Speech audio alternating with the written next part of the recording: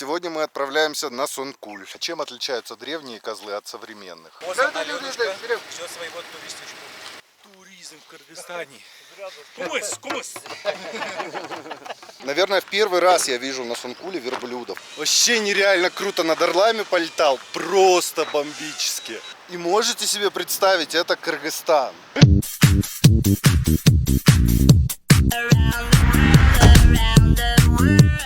Всем доброе время суток! Сегодня мы начинаем новое наше путешествие. Мы отправляемся на Сонкуль. По дороге на Сонкуль мы увидим несколько замечательных мест, которые мало известны для путешествий. На Сонкуль мы едем для того, чтобы установить там лагерь юрточный и пофотать ночью.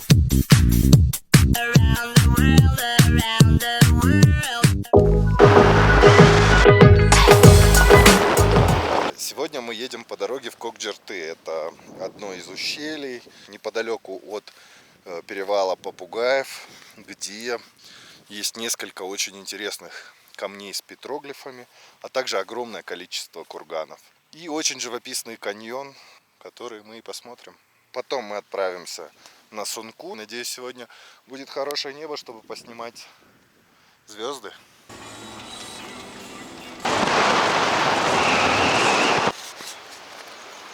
Остановились в очередном живописном месте, поснимать решили чуть-чуть на любимой выдержке, для того, чтобы можно было снять скалы, а скал здесь огромное количество.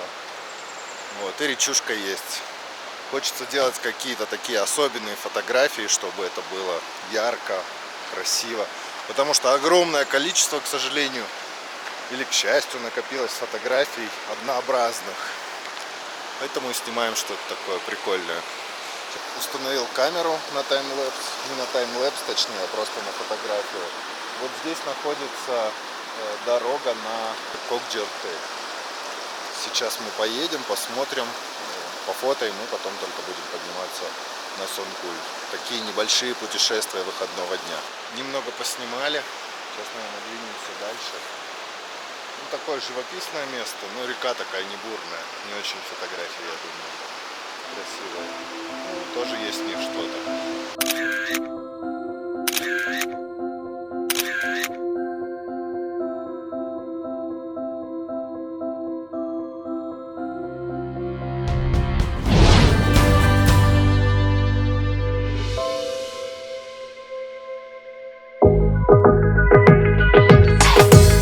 Приехали в Кокджерты, где находятся древние петроглифы и известные могилки цариц, царей и царев.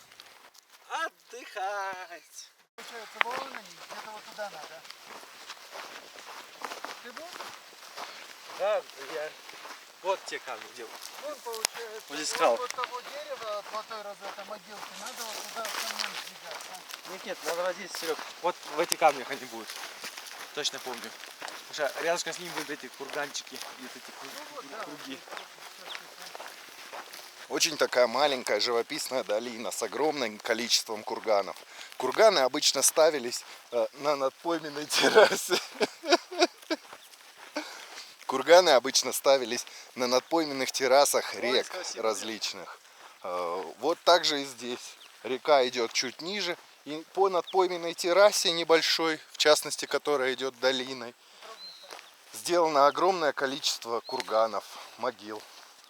Ну вот, кстати, такие оградки есть, очень много их на Сонкуле. А вот и петроглиф. Написал. А? Вот древний козел, а вот современный какой-то козел написал, который не ценит. А чем отличаются древние козлы от современных? Древние Вот козлы рисуют. четырехногие, а современные двуногие, которые ходят и рисуют. Можешь пофотографировать? А вот еще. Губу, олениха, ножки, морда и рога уходят вверх. Нужно отсюда снимать. А вот здесь утки. Мама утка, папа утка или лебеди. По крыльям тоже похожи. Чик-чик-чики маленькие. Или утки, или лебеди. Да. Рядышком камушки. В одну линию. Желание такое возникает просто поднять дрон и показать, как это все сверху находится. Видите, череда оград идет вокруг крупных курганов. То есть это такие ритуальные небольшие сооружения. Возможно, кинотафные захоронения в этом случае. Ну, если бы кто-то это копал подробно у нас здесь, то было бы больше информации.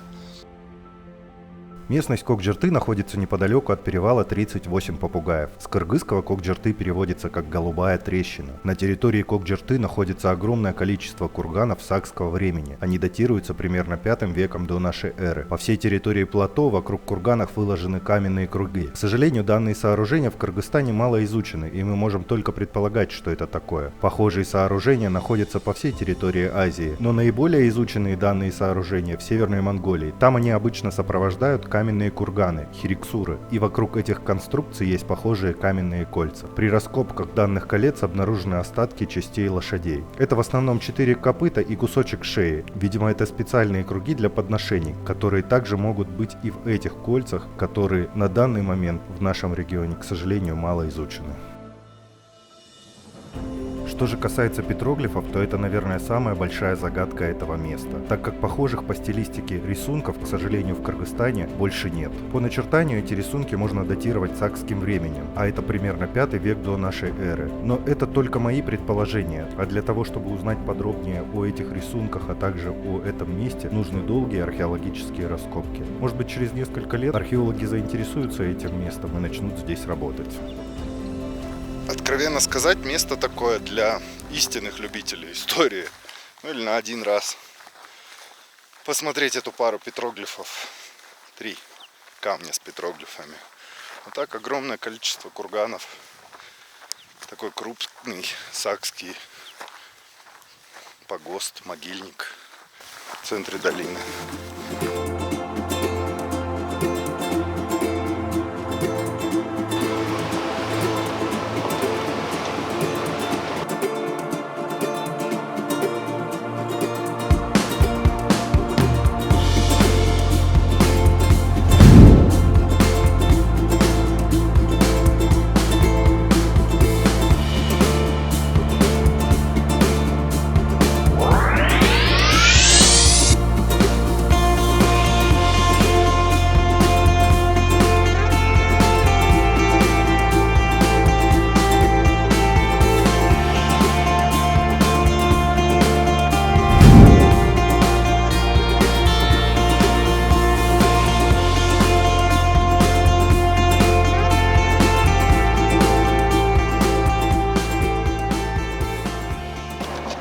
Едем дальше, посмотрели долину Кокджерты. Сейчас не успеваем заехать в каньон, скорее всего заедем завтра на обратном пути.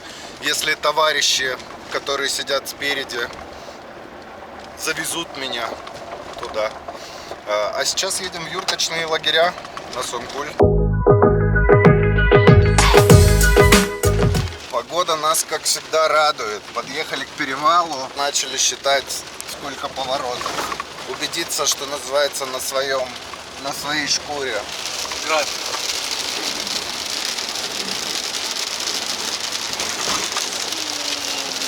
Интересно мне вот, когда иностранцам говоришь 33 попугая, они понимают или нет? А мы объясняем? Что был такой советский мультик? Да.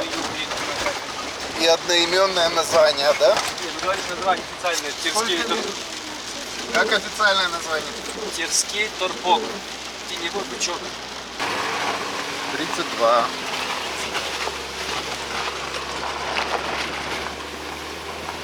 Я почему-то всегда считал, что этот перевал называется 38 попугаев. Кто как называет? А? Кто как называет? Это же это народное название. Еще не успели подняться по перевалу, но дождь уже заканчивается. Может быть, повезет нам с хорошей погодой, удастся поснимать звезды. Ну, в общем, заехали на перевал. Очень красивый перевал. Попугаи. Сережа вон уже сразу же сел на камешек. Вот одна Ленушка ждет своего туристичку.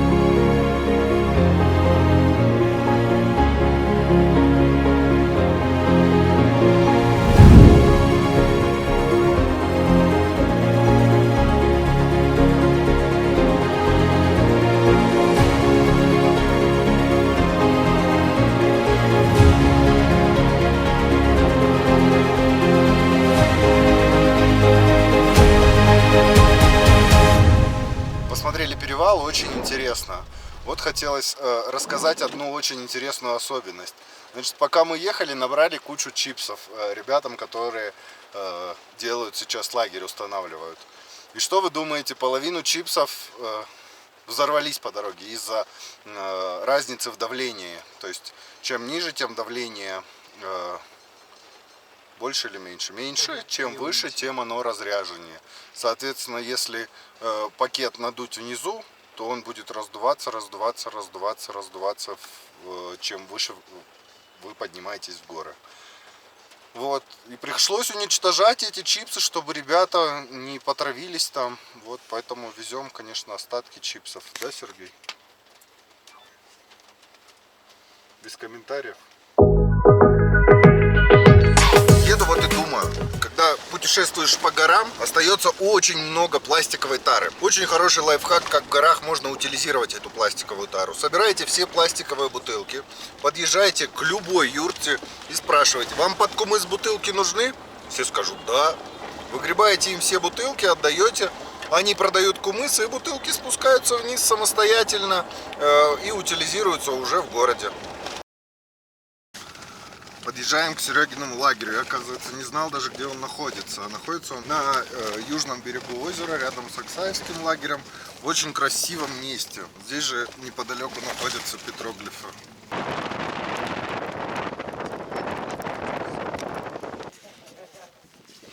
Иди сюда. Ты со мной пойдешь здороваться? Собака. Вот, посмотрели лагерь. Очень даже так все симпатично, красиво. Такая юрточная жизнь. Сергей поставил его 3 года назад, а я еще ни разу не был. 4-й это сезон будет. Дождь идет. Здесь погода, конечно, всегда такая херовая. Плохая.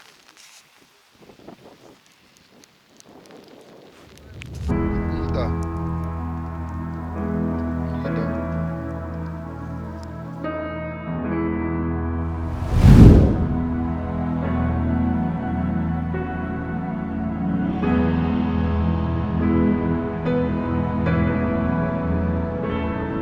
Юрточный лагерь Сергея находится на южном берегу Сонкуля. Это примерно 365 километров от города Бишкек. В среднем дорога занимает 3-4 часа. В распоряжении лагеря 17 юрт с 2- и 4-местным размещением. Средний диаметр каждой юрты около 7 метров. Пойдем посмотрим, что там у него. Взяли замочки, чтобы туристы не переживали, что кто-то зайдет без них ведомо в юрту, пока они гуляют где-нибудь.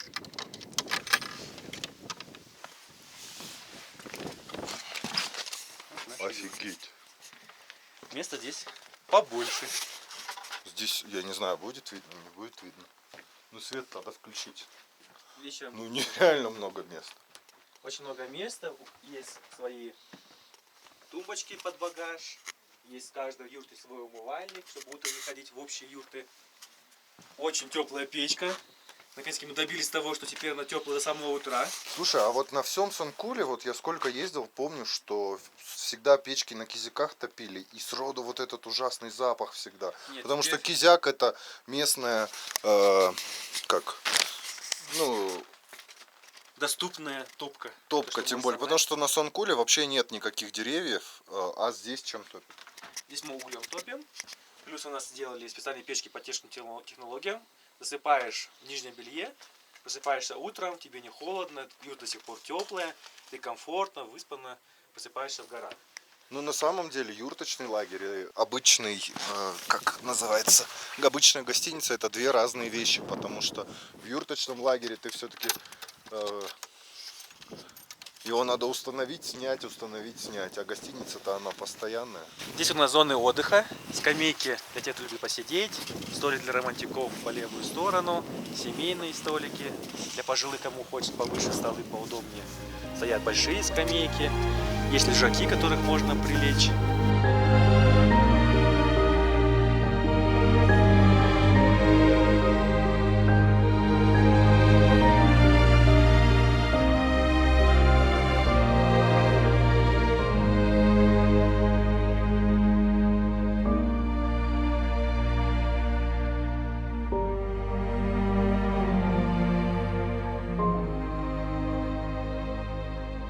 Я единственное, кто не был в этом лагере,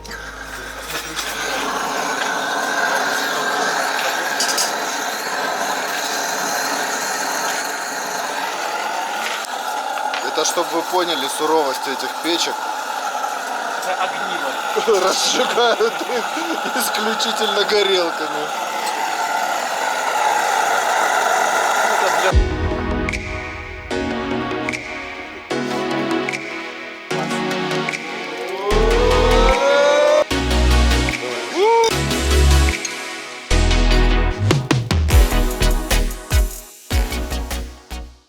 Пообедали. Серега достал свой походный рюкзак, все решили с ним пофотаться. С идеями. Как развивать туризм.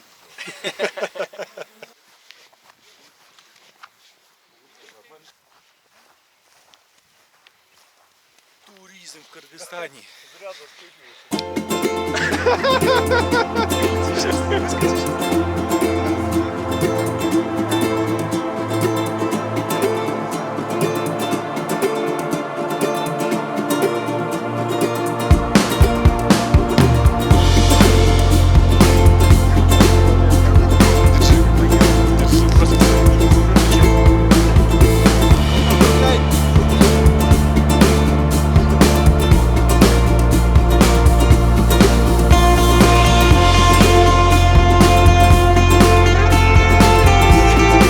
Вот что делает купы с человеком.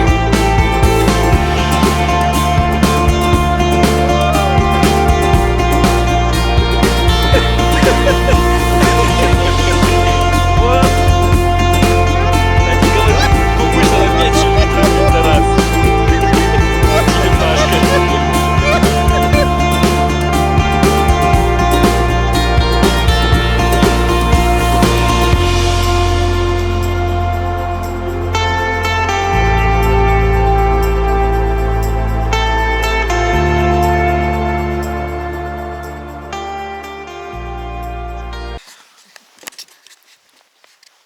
Дожили мы до вечера. Так размеренно, тихо, спокойно. Погода менялась раз 5. Надеюсь, ночью будет возможность снять ночное небо. Время близится к закату. Поставили еще таймлэпс на закат. Решили отдохнуть.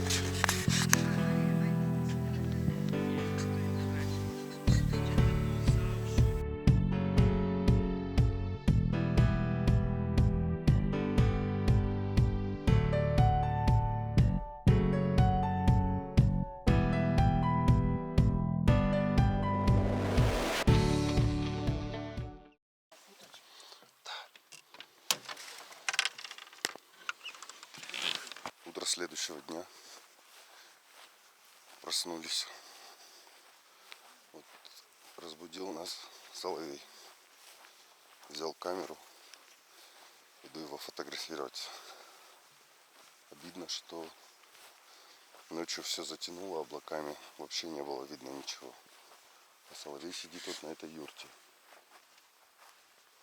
Хитрая птица, говорят, их здесь 2 поселилось. И вот по утрам они тут поют. Не знаю, соловей, не соловей, но поет громко, блин.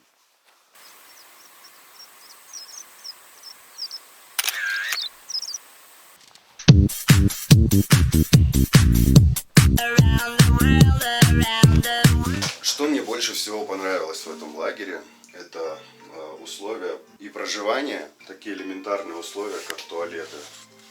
То есть очень хорошие туалеты, душевые кабины для того, чтобы можно было комфортно пребывать. Ну и главное, вид, когда вы выходите с туалета. Также в лагере огромное количество развлечений. Одно из которых бесплатное катание на велосипедах. Ну это очень круто. Вы приходите, берете велосипед, можете поехать в горы, либо можете прокатиться до озера. Озеро находится от лагеря на расстоянии 850 метров. Казалось бы, почему так далеко? Почему не поставить на берегу? Но все же это делается только ради экологии. То есть есть нормы установки лагерей от озера, и они должны устанавливаться на таком немалом расстоянии. Если вы переживаете за души и туалеты, то здесь установлены большие септики, которые перерабатывают черную воду и делают из нее приемлемую воду для полива. Питьевая вода, она привозится с горных речек, потом кипятится и используется в питании. То есть это чистая экологическая продукция, благодаря которой вы можете здесь очень хорошо и приемлемо отдохнуть. А какие здесь еще развлечения есть? Бесплатные велосипеды. Вот Серега только проснулся, идет в душ. в туалет. Выспался, никто не звонит, интернета нету. Настоящий отдых. Слушай, а какие здесь еще развлечения есть? Есть прозрачная лодка, как на Бали, когда можно взять, прокатнуться, прям по озеру увидеть дно и сделать красивую фотосессию. Можно ходить в горы на панораму. Завтракать идете? Да, 9 часов начинаем. Все, идем. Можно поехать на машине буквально 20 минут до перевала Молдоашу. Потому что многие люди ошибаются, приезжают с Калмакашу, Сонкуль, ночуют и опять в Калмакашу возвращаются. А мы подсказываем, специальные бумажки раздаем гостям, чтобы они проехали 20 минут до Молдоашу, фотосессию устроили, а в дому поехать через 33 попугая. Поэтому, получается, можно увидеть 3 перевала вместо А одного. для детей, вот детям здесь небезопасно, безопасно? Детям безопасно, до озера далеко, не добегут, устанут, вернутся обратно. Плюс мы даем футбольный мяч, волейбольный мяч, самолетики различные, бадминтон. У них есть чердак, поваляться можно, скамеечки.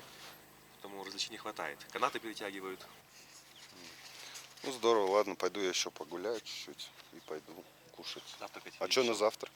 Каша, яичница, овощи, чай, варенье. А сколько для обычного человека, вот кто захочет приехать, местного нашего кыргыза, будет стоить проживание в Сомах с трехразовым питанием? У нас цены не разделяются от национальности страны, потому что от этого не зависит. Белье мы стираем или не стираем, накрываем мы стол, накрываем, больше мы даем еды или меньше, всем дается все на равных. Цена для всех на равных. Цена завтраком, если проживает 4 человека, у нас идет $35 человека при 3 или 4 местном размещении. Если 2 человека приезжает, то цена завтраком $50 с человека.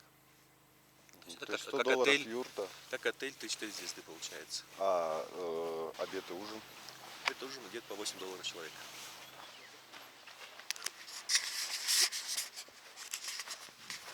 Вывод такой, очень красиво, спокойно, а главное безопасно.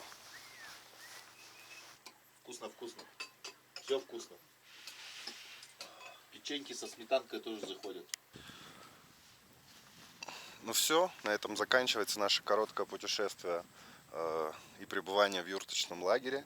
Теперь мы едем в сторону дома, посетим каньоны и еще несколько мест. К сожалению, не удалось в этот раз снять ночное небо, но я думаю, все впереди.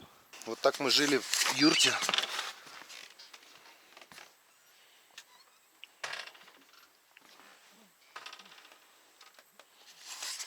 Мужской компании. Уже уезжать, вот, ребят, о чем я говорил. Зачем нужно собирать все бутылки?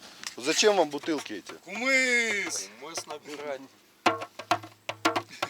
Кумыс! Вот, все эти бутылки пойдут на кумыс. Грибов, смотрите, сколько набрали. Багажник все равно. Будут дома сушить и жарить. Ну, а мы уже садимся в машину и едем домой.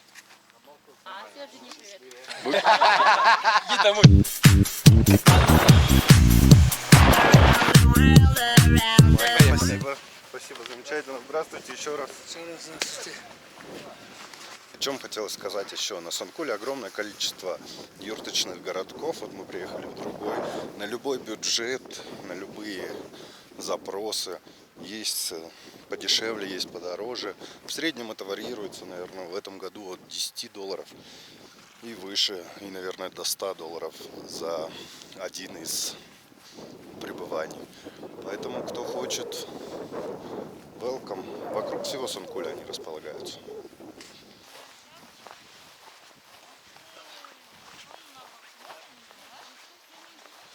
Вот что Что хотелось еще о пастушеских собаках рассказать. Вообще о тех, которые в степях живут с кочевниками, о тех, которые в юртах живут с кочевниками. Интересный факт. Они на первый взгляд очень добрые. И когда ты приходишь в юрту, они тебя не тронут, будут ластиться, будут к тебе нормально относиться. Но стоит тебе только выйти за пределы лагеря без хозяина, они тебя не выпустят, просто будут нападать и всячески препятствовать этому. Вот так кочевники воспитывают собак. Еще они очень хорошо пасут скот. Смотрите, какая милая. Наверное, в первый раз я вижу на Сункуле верблюдов. Очень редко их встретишь, кто-то завел. Молодцы, ребята. На самом деле это очень круто, когда ты едешь по дороге и тебе вдруг нежданчиком попадаются какие-нибудь вот такие прикольные вещи. Я очень люблю верблюдов, потому что долгое время работал в Казахстане. И камран, шубат — это наше все. Если здесь они начнут делать шубат и камран высокогорный, очень хороший, он будет намного вкуснее. Кстати, вот еще хотелось сказать о траве. Кажется, трава маленькая, такая несочная.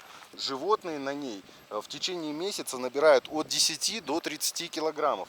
Можете себе представить, насколько она питательная. И за период кочевья, это 1,5-2 месяца происходит, они здесь живут, они спускаются уже такими толстыми, жирненькими и красивыми. Ой, уточки, красиво. Сейчас поснимаем. Вон уточки. Прям неожиданно. Верблюды, утки, маленькие утята. Очень такой удачный день для съемок. Надеюсь, что дальше будет что-то интересное. Сейчас поедем по дороге, мы проезжали, смотрели каньоны. Сейчас поедем к тем каньонам, попробуем там полетать. Может быть, еще что-то интересное увидим.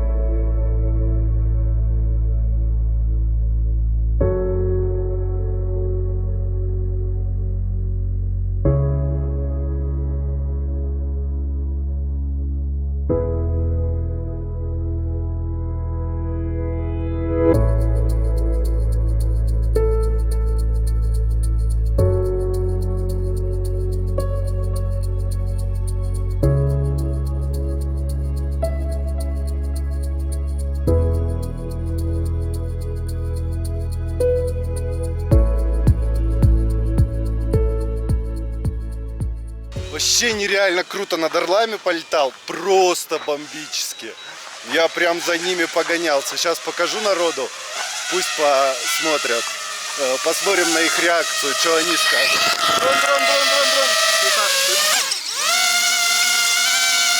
Вообще просто круто, орлы. Хотите посмотреть?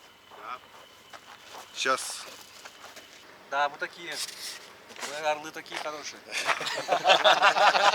Тут бухают. Видите, в чем смысл кыргызского туризма?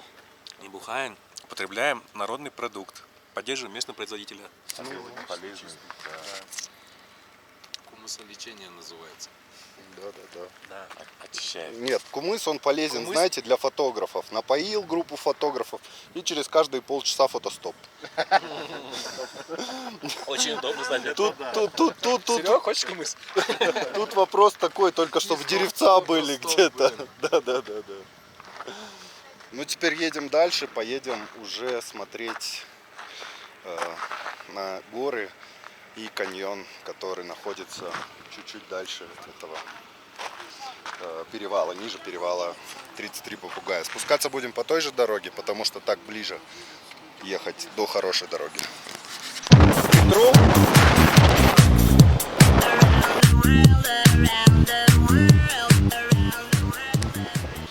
Вот мы приехали к тому каньону, к которому я все хотел попасть. Он такой скрытый от глаз, но очень красивый, на мой взгляд.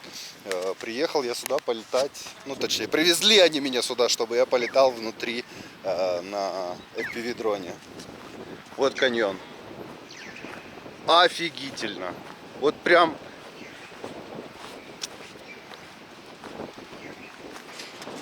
И можете себе представить, это Кыргызстан. Это Кыргызстан. Вот я сколько путешествую, Сколько ездил по этой дороге, никогда и не мог представить себе, что здесь есть такое. Да? Пипец просто. Настоящий гранитный каньон. После фотосессии на самом каньоне можно пройти вон в то ущелье. Река идет прям вдоль тропинки, буквально сантиметров 30. В конце, когда сужается, ты уже держишь за скалы, проходишь вдоль нее, и дальше река разливается. Но летом там воды будет меньше. И можно будет пройти с этого ущелья, увидеть панораму вон тех огромных скал. И там вообще взрыв мозга. Так что приезжайте и весной, и осенью, а летом будет особенно интересно. Очень круто. Я, конечно, вставлю название этого каньона. Он небольшой, но такой впечатляющий. Наверное, 50 нет, но метров 30 точно есть.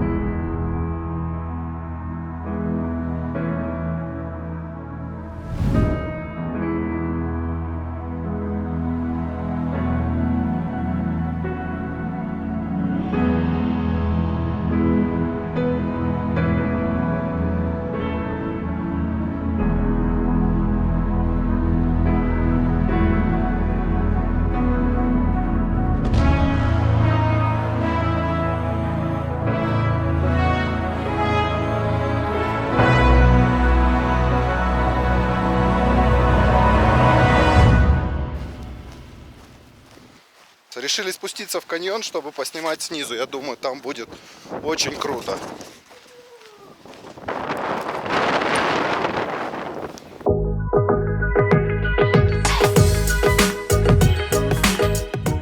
Очень красивые места. Это место находится буквально в 30-40 минутах от дороги Бишкек-Торугарт. Нам показал этот каньон Бакыт. Он занимается развитием туризма в Нарынской области.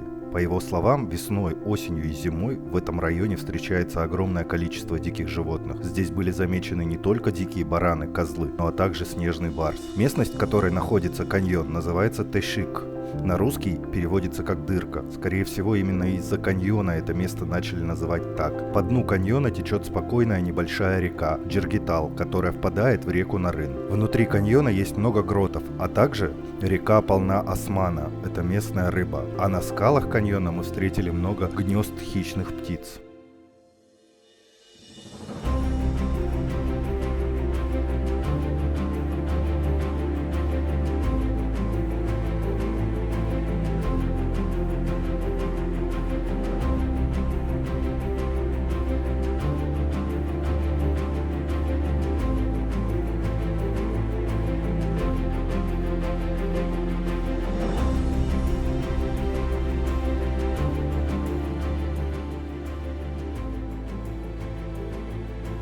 За каньоном Тешик есть еще два больших каньона.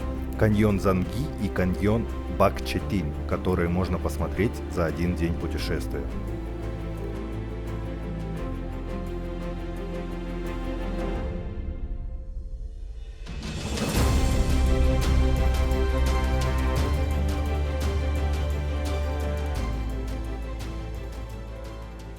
Ну и на фоне этого прекрасного места мы, наверное, с вами попрощаемся в этот раз. Исследуйте неизвестный Кыргызстан с нами. За эту поездку было очень много интересного, очень много красивого. Каньон – это, конечно, одно из самых впечатляющих. Это был подарок, я думаю, природы к нам за эти 2 дня, то, что мы проехали по Кыргызстану. У нас это большой сюрприз, который мы очень рады. Опять еще одно место, которое отличается от всех остальных в Кыргызстане. Ставьте лайки, подписывайтесь на канал и исследуйте неизвестный Кыргызстан с нами. Натура unknown, да? На русском с акцентом. Натура unknown. Ты зачем мусор с собой взял? Коллекционирую. Выкини его. Брось. Не Или ты позволяет. хочешь с каньона бросить? И фото снять, так оно летит. И мусорит. Ой, блин, да что-то тут как я хочу сказать, высота такая приличная, да? Нормально. Я дешевся поднимался.